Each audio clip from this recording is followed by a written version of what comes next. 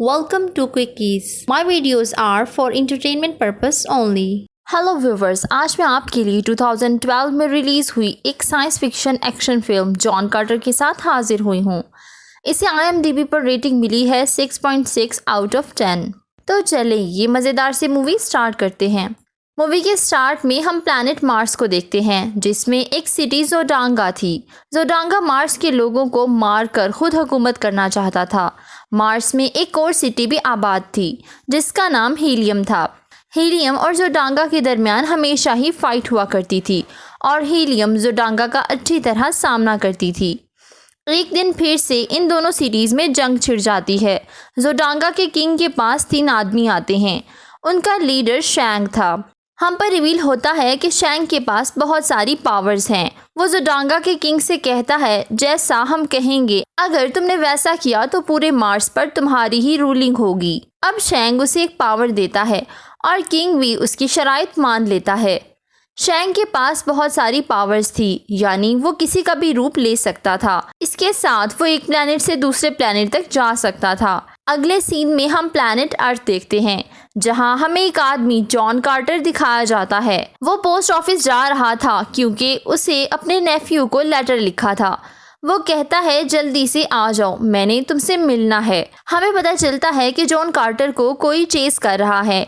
अब ये लेटर उसके नेफ्यू को मिल जाता है तो वो जल्दी से अपने अंकल से मिलने आता है, मगर वहां पहुंचने पर उसे खबर मिलती है कि जॉन कार्टर की डेथ हो गई है।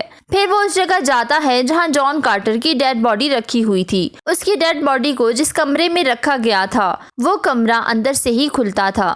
नेफ्यू को जॉन कार्टर का आदमी बताता है कि उनकी आखिरी ख्वाहिश थी उन्हें दफन ना किया जाए बल्कि इस ताबूत में ही रखा जाए। वो आदमी नेफ्यू को जॉन कार्टर की डायरी दे देता है। वो कहता है कि जॉन कार्टर की लास्ट विश थी कि ये डायरी सिर्फ मेरा भतीजा ही पढ़े। अब वो आदमी कहता है, शायद इस डायरी में तुम्हारे सवालों का जवाब मौजूद हो। फिर जॉन कार्टर का नेफ्यू वो डायरी खोलता है और उसमें लिखा था, बचपन में तुम्हें मैं जो भी कहानी सुनाया करता था तुम उस पर यकीन करते थे, और अब भी जो कहानी मैं तुम्हें सुनाने जा रहा हूँ इस पर यकीन करना। अब नेफ्यू डायरी पढ़ना स्टार्ट करता है। डायरी में लिखा था, मैं 10 साल पहले सोने की गार को तलाश करने निकला था और मुझे कर्नल की आर्मी ने पकड़ लिया। असल में वो मुझे अपने साथ शामिल करना चाहते थे और इतने में उन पर दुश्मन ने हमला कर दिया। लेकिन जॉन कार्टर और वो कर्नल अपनी जान बचाते हुए एक गार में छुप जाते हैं। दरअसल ये केव ही सोने की बनी हुई थी। इतने में जॉन कार्टर के पास कोई आदमी आता है और जॉन पर अटैक करता है। लकीली जॉन उसे मार देता है। अब हमें पता चलता है कि असल में वो आदमी शैंग का भेजा हुआ था। वो अपने गले में एक डिवाइस निकालता है और आहिस्ता आवाज़ में कहता है, बारसोन। अब वो डिवाइस ब्लू हो जाती है। फिर जॉन उसके हाथ से वो डिवाइस ले लेता है और यही वर्ड रिपीट करता है। बारसोन कहते ही जॉन कार्टर एक सहरा में आ जाता है। जॉन को नहीं पता था कि वो यहाँ कैसे आया। जॉन बारसोन यानी मार्स पर पहुँच चुका था। अब वो वहाँ पर बड़ी बड़ी छलांगे लगाने लगता है क्योंकि मार्स में ग्रेविटी कम थी। जॉन छलांगे लगा रहा होता है तो मार्स में रहने वाले एलियंस उसे देख लेते हैं। वो बहुत लंबे लंबे से थे और उन्हें टार्कस यानी टर्क कहा जाता था। वो इंसानों की तरह के नहीं थे। वो जॉन के पास आते हैं तो जॉन उन्हें बताता है कि मैं वर्जीनिया से हूँ और मेरा नाम जॉन कार्टर है। तो टार्कस समझते हैं कि इसका नाम वर्जीनिया है। अब वो उसे अपने कबीले में ले जाते हैं। उनका लीडर वो डिवाइस भी जॉन से ले लेता है जिसके ज़रिए जॉन कार्टर यहाँ आया था। अब जोडांगा और हीलियम की आसमान में लड़ाई हो रही थी। हीलियम के किंग को पता चल जाता है कि जोडांगा के किंग के पास एक स्पेशल पावर है। जोडांगा का किंग हीलियम के किंग से कहता है कि मैं तुम्हारी बेटी से शादी करना चाहता हूँ और अगर हमारी शादी हो गई तो मैं लोगों को नहीं मारूंगा। नीचे टार्कस ये सब कुछ देख रहे थे। वो चाहते थे कि हीलियम और जोडांगा लड़कर मर जाएं और मार्स पर टार्कस की हुकूमत हो जाए। हीलियम का किंग जोडांगा के किंग की ऑफर मान लेता है, लेकिन उसकी बेटी राजी नहीं थी। वो छुपकर भाग जाती है और एक प्लेन से आने वाली होती है। ये सब जॉन अपनी दूरबीन से देख लेता है। वो बड़ी बड़ी छलांगे लगाता है और प्रिंसेस को बचा लेता है। अब जोडांगा का किंग जॉन पर हमला करने ही वाला था तो शैंग कहता है कि रुक जाओ, मुझे ये शख्स किसी भी हालत में चाहिए।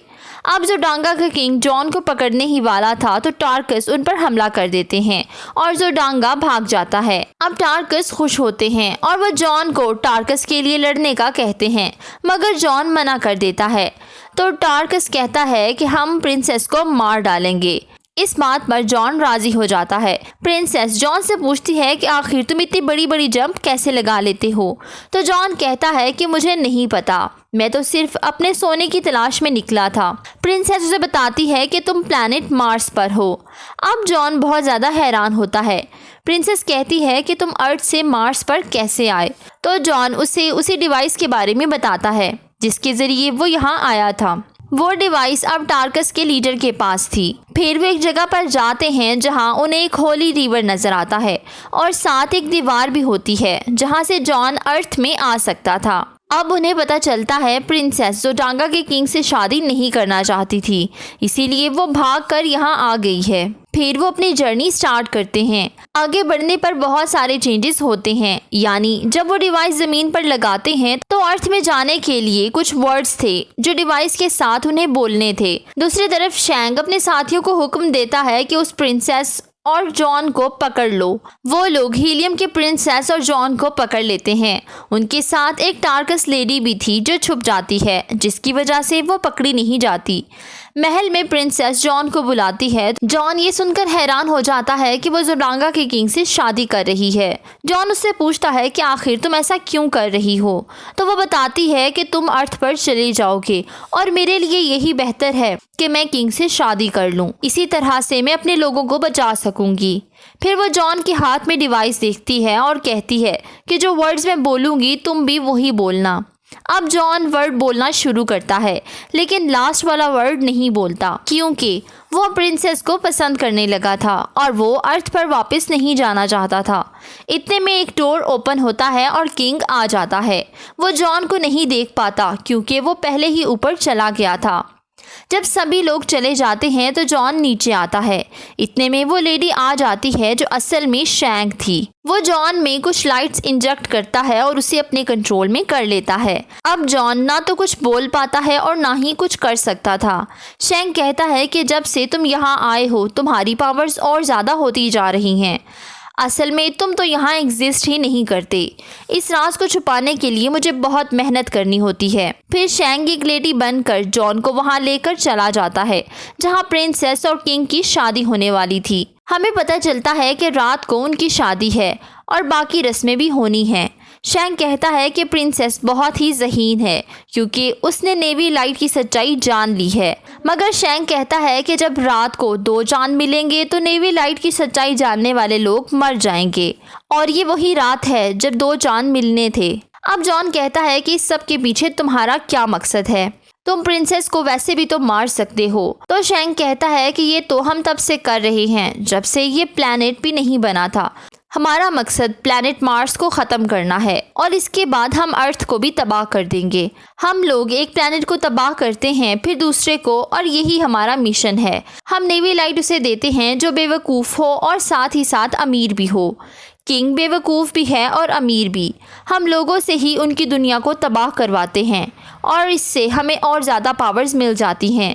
अब शैंग जॉन को कहीं और शिफ्ट करवा देता है, लेकिन तभी जॉन का एक डॉग आ जाता है जो शैंग के हाथ पर बाइट करता है। इस हाथ पर वो डिवाइस थी जिससे वो जॉन को कंट्रोल कर रहा था। वो डिवाइस टूटते ही जॉन आज़ाद हो जाता है। जॉन उनके एक एयरक्राफ्ट पर बैठकर चला जाता है, लेकिन अभी भी वो लोग जॉन का पीछा कर रहे थे। तो वो टार्कस लेडी जॉन का पीछा करवाने वाले को शूट करती है। अनलकीली जॉन का एयरक्राफ्ट भी क्रैश हो जाता है। अब वो सोचता है कि मुझे आर्मी की ज़रूरत है। जॉन टार्कस के लीडर के पास जाता है तो जॉन को जेल में डाल दिया जाता है। हम पर रिवील होता है कि टार्कस के लीडर की जगह किसी और ने ले ली है और वो नया लीडर जॉन को बिल्कुल भी पसंद नहीं करता। वो जॉन को मारना चाहता था। वो जॉन को और उस पुराने लीडर को एक मॉन्स्टर के आगे फेंक देता है तो जॉन उसे मार डालता है। अब वो नया किंग उससे लड़ने के लिए आगे आता है तो जॉन उसे भी मार देता है। अब जॉन पुराने किंग को दोबारा से किंग बना देता है। अब जॉन की ज़िंदगी का एक ही मकसद था कि वो प्रिंसेस को बचा ले, लेकिन मुश्किल ये थी कि जैसे ही दोनों चांद मिलेंगे तो किंग और प्रिंसेस की शादी हो जाएगी और इसके साथ ही प्रिंसेस मारी जाएगी।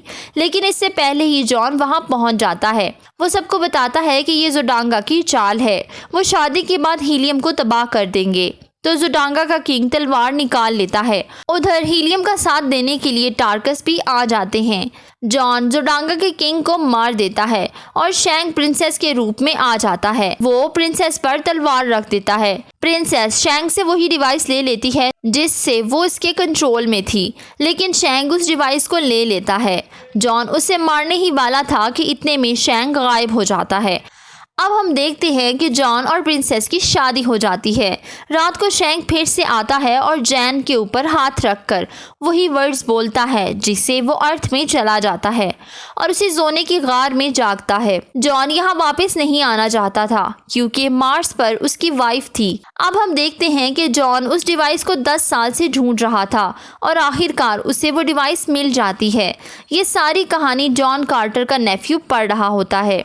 जॉन कार्टर ने लिखा था कि तुम जान गए होगे मैंने क्यों मना किया था कि मेरी बॉडी को दफन ना करना, क्योंकि अगर मैं यहाँ डिस्ट्रॉय हो गया तो मैं मार्स में भी डिस्ट्रॉय हो जाऊंगा और जहाँ मेरी डेड बॉडी का ताबूत है उस दरवाजे की चाबी तुम हो और ये तुम्हारी जिम्मेदारी है कि मेरी डेड बॉडी की हिफाजत करूं। जॉन का नेफ्यू देखता है उस डोर पर कुछ वर्ड्स लिखे हुए थे। वो उनकी मदद से अपना नाम लिखता है लेकिन डोर ओपन नहीं होता। फिर वो अपना निकनेम लिखता है जिससे जॉन उसे पुकारा करता था।